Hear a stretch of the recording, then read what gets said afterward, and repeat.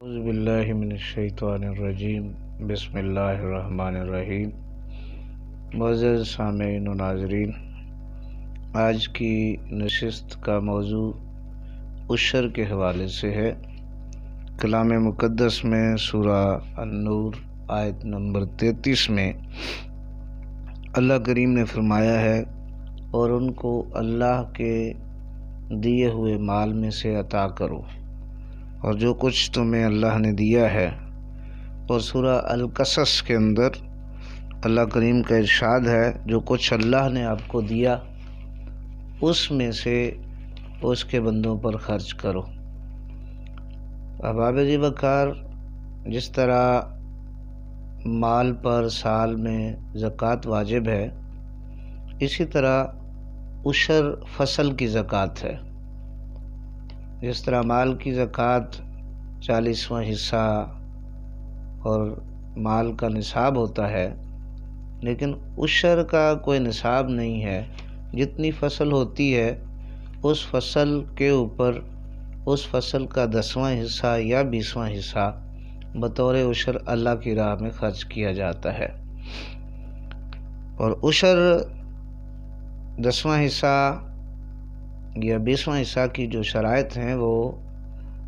پانی کے اور فصل کے اخراجات کی وجہ سے طے ہوتی ہیں۔ اگر بارش کے پانی سے فصل کو کاشت کیا گیا ہو اور دیگر قیمت پانی کی ادا نہ کی گئی ہو تو پھر 10واں حصہ عشر ادا کرنا ہوتا ہے،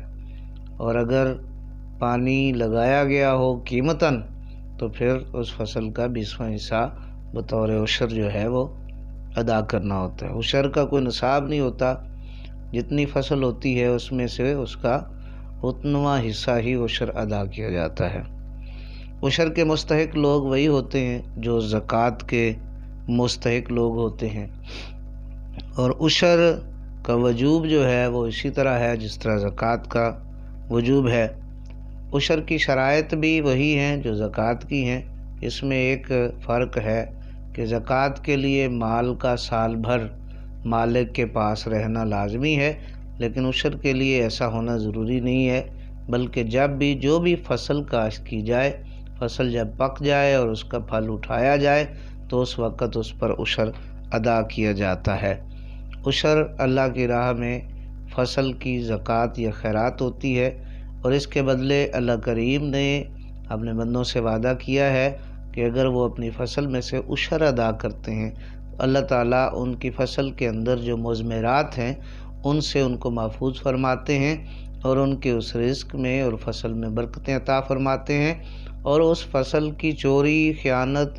اور نقصان سے بھی محفوظ فرما دیتے ہیں۔ تو احباب جی وقار، آج کل الحمدللہ فصل کے دن ہیں اور تمام احباب